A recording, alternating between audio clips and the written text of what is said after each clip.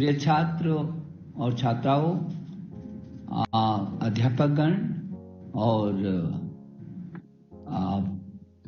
अभिभावकगण, प्रिय छात्रों, जैसे कि पीछे के समय में मैंने आपसे चर्चा की थी और मैंने कहा था कि आप सुझाव दीजिए और आपके जेईई मेंस परीक्षा कब होनी चाहिए, एक बार होनी चाहिए, 2 बार होनी चाहिए या उससे अधिक बार होनी चाहिए, और क्या कठिनाइयां हैं और आपको किन किन कठिनाइयों का सामना करना पड़ता है और आपके मन में कोई विचार आ रहा है तो आप हमको सुझाव देंगे। जैसे कि आपको मालूम है कि हमने लगातार सभी जो भी हमने बहुत महत्वपूर्ण निर्णय लिए हैं शिक्षा के क्षेत्र में, शिक्षा की दिशा में, वो सब आपसे, अध्यापकगण से, विशेषज्ञों से, शिक्षाविदों से सब परामर्श करके, चर्चा करके हम लोग लगातार पीछे के समय से निर्णय लेते रहे, चाहे वो नई शिक्षा नीति का हो, चाहे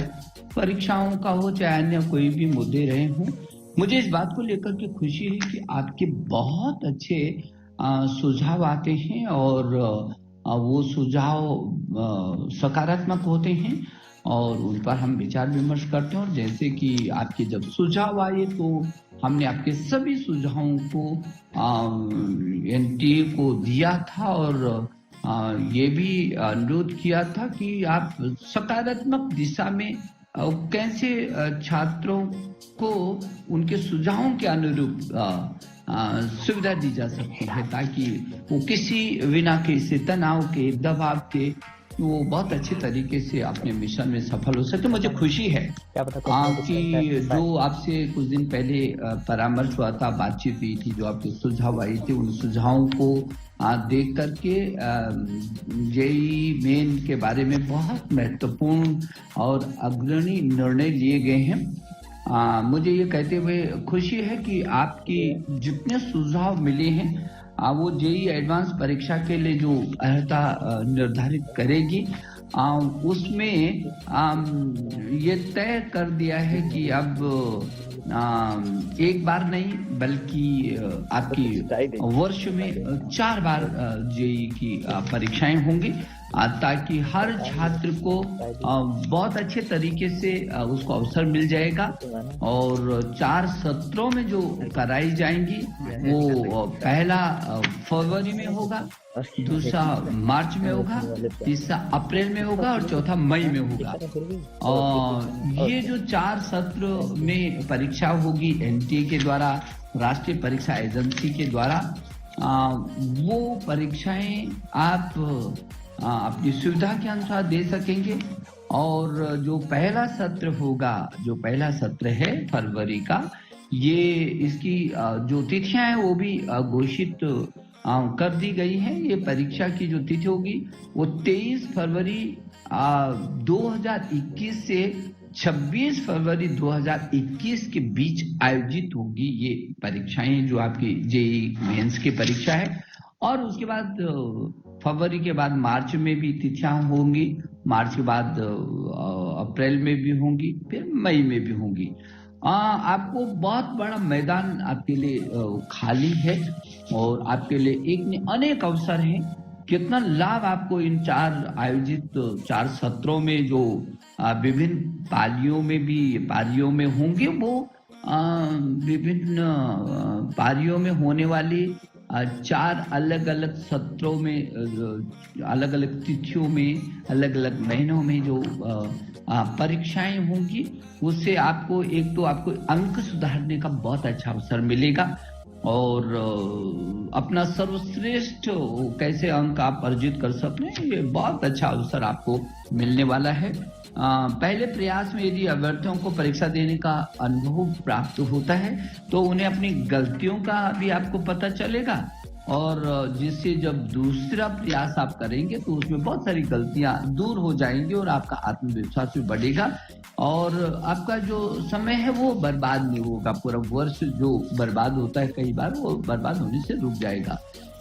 यदि किसी कारणवश परीक्षा में कभी आप जैसे सम्मिलित नहीं हो सके तो कम से कम दूसरे सत्र की परीक्षा के लिए आप तैयारी कर सकते हैं। आपको एक अवसर में यदि चूक हो गई तो दूसरा, दूसरे में चूक हो गई तो तीसरा, तीसरे में चूक हो गई तो चौथा। तो आपके लिए मैं सोचता हूँ कि इतनी सुविधाएं प्रदान की जा रही हैं कि आपके मन में कहीं कोई कसक नहीं रह जाएगी। यदि किसी कारणवश किसी अभ्यर्थी की बोर्ड की परीक्षा 1 महीने में होती है जिसमें के बाद जेईई में नहीं बैठ सकता तो उसको भी नुकसान नहीं होगा। वो दूसरे यदि उस महीने में उसकी परीक्षा है तो कोई जरूरत नहीं, वो दूसरे महीने में कर लेगा, तीसरे महीने में कर लेगा। यदि किसी अभ्यर्थी के मन में कभी कोरोना का भय होता है और वो अनिश्चितता की स्थिति से गुजरता है और कई बार जो वर्तमान में परिस्थितियां चल रही है, यदि भविष्य में भी ऐसा होता है तो अलग अलग स्थानों पर कुछ प्रदेश ज्यादा, कुछ क्षेत्र, कुछ प्रदेश ज्यादा चपेट में आ जाते हैं तो उनको भी उस समय में उनको मुक्ति मिल सकती है। जो दूसरा उनके अनुरूप समय आएगा उसमें वो बहुत अच्छे तरीके से कर सकते हैं। और उम्मीदवारों के लिए अनिवार्य रूप से परीक्षा में उपस्थित होने की आवश्यकता नहीं है कि हर परीक्षा में उसको उपस्थित होना है। यदि एक अभ्यर्थी को एक से अधिक परीक्षाओं में उपस्थित होना है तो वो बेहतर अंक जिस 4 परीक्षाएं यदि दी हैं उसने तो उन चारों में जो भी बेहतर तरीके से उसके अंक होंगे वही उसको अंतिम परिणाम होगा। चारों में से वो सुनिश्चित हो जाएगा जिसमें सर्वाधिक अंक उसके होंगे वही सम्मिलित होगा। एनटीए ने पाठ्यक्रम में संशोधन के संदर्भ में देश भर में विभिन्न बोर्डों के द्वारा लिए गए निर्णयों को भी ध्यान में रखा हुआ है और ये निश्चित किया है कि प्रश्न पत्र में 90 प्रश्न होंगे, क्योंकि आपके बहुत सारे मन में थे कि कभी सीबीएसई बोर्ड है, विभिन्न देश के विभिन्न प्रदेशों के अपने अपने बोर्ड भी होते हैं, उनकी परीक्षाएं भी अलग अलग समय में होती हैं तो कठिनाई का सामना भी करना पड़ सकता है। तो उसमें और कुछ ये भी आया था कि यदि जो कुछ पाठ्यक्रम किसी बोर्ड ने कम कर दिया और किसी बोर्ड ने पूरा पाठ्यक्रम किया तो फिर जो पूरा जिसको 30% उदाहरण के लिए सीबीएसई ने कम किया है तो फिर किस तरीके से कोई 1% करेगा और एक 30%, 20% कम करेगा, तो उसका भी रास्ता निकाला गया है। और इसलिए निश्चित किया गया है एनटीए के द्वारा कि 90 प्रश्न होंगे जिसमें जो अभ्यर्थी को केवल 75 प्रश्न ही हल करने होंगे। तो उसमें ये भी और वो भी सभी कवर हो जाएंगे। इसमें 15 वैकल्पिक प्रश्नों में नकारात्मक नंबर भी नहीं दिए जाएंगे। जो 15 वैकल्पिक प्रश्न होंगे उसमें नकारात्मक नंबर भी नहीं दिए जाएंगे।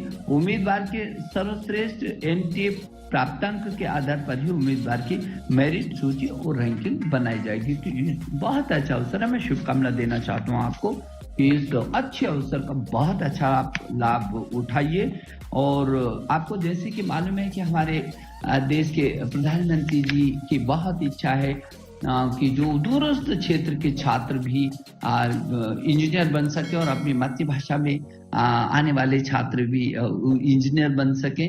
तो अभी पहले चरण में पहला कदम सशक्त तरीके से उठाने की कोशिश की है एनटीए ने और मुझे कहते हुए खुशी है और गर्व भी महसूस होता है कि पहली बार देश के अंदर जो जेईई की जो मुख्य परीक्षा होगी वो पहली बार 13 भाषाओं में आयोजित हो रही है। वो अंग्रेजी में, असमिया में, बंगाली में, हिंदी में, गुजराती में, कन्नड़ में, मलयालम में, मराठी में, उड़िया में, पंजाबी में, तमिल में, तेलुगु में, उर्दू में।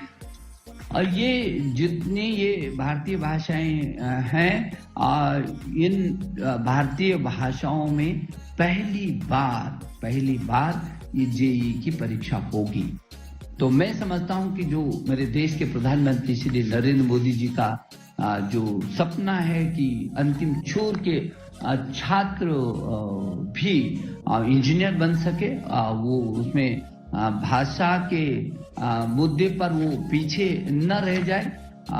यदि वो अपनी भाषा में जिस भाषा में वो पढ़ रहा है यदि उस भाषा में वो श्रेष्ठ अंक प्राप्त कर सकता है, तो उसको पूरा मौका मिले।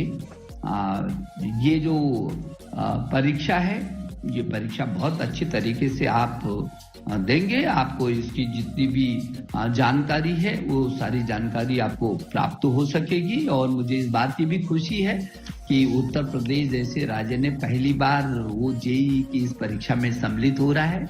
उसके छात्रों को बहुत अच्छा ये अवसर है, वो अपनी इच्छा के अनुसार प्रवेश ले सकेंगे और इन सभी अभ्यर्थियों को इसकी सुविधा मिल सकेगी। मैं एक बार प्रिय छात्र छात्राओं, मेरी शुभकामना कि आपका मैंने देखा कि जब जब भी मैं आपसे सुझाव लेता हूं और चर्चा करता हूं तो आपके मन में बहुत सारे सकारात्मक सुझाव होते हैं, मुझे खुशी होती है। और इसलिए हम अध्यापक, अभिभावक को और आप छात्र छात्राएं, हम मेरा जो शिक्षा का मंत्रालय है, शिक्षा मंत्रालय का सारा तंत्र वो लगातार आप लोगों से परामर्श करता रहता है। और मैं भी स्वयं आपसे सीधे मिल करके, आपसे बातचीत करके, आपसे संवाद करके जो कुछ समस्याएं हैं और जिनका समाधान निकल सकता है, वो हम ताकत के साथ उसका समाधान निकालने की कोशिश भी करते हैं। और